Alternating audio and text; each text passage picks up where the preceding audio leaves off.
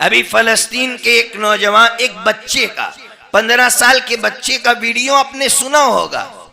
अजीब बच्चा कह रहा है, ये माओ की मेहनत थी, माओ की तरबियत थी, माएँ सुन रही है, माएँ जरूर सुने।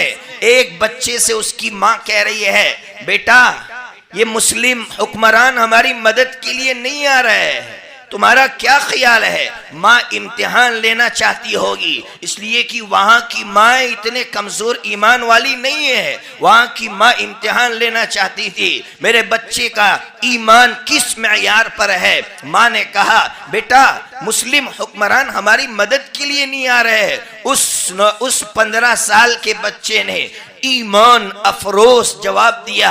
उस बच्चे ने कहा, अम्मा मुस्लिम हुक्मरानों की क्या बात करती हो? अगर आसमान से जिब्राइल उतर कर भी हमसे कहे, बताओ तुम्हारी हम क्या मदद कर सकते हैं, तो मैं वही जवाब दूंगा जो हजरत इब्राहिम अलैहिस्सलाम ने आग में कहा था। जब हजरत जिब्राइल अलैहिस्सलाम ने आकर पूछा था, इब्राहिम तुम्हारी क्या मदद कर सकता हो, तो हजरत इब्राहिम ने कहा था, जिस रब ने मुझे आग में डलवाया है वो रब मुझे देख रहा है, उसी रब की मदद चाहिए। अल्लाह अकबर। वो बच्चा हमें चीख चीख कर ये कह रहा है कि अगर तुम्हारा ईमान इतना मजबूत है तो फिर तुम मुतमईन रहो, और अगर तुम्हारा ईमान ऐसा नहीं है कि अगर हिंदुस्तान में 3 बंदे मरते हैं और हमारी नजर अफगानिस्तान पर जाती है,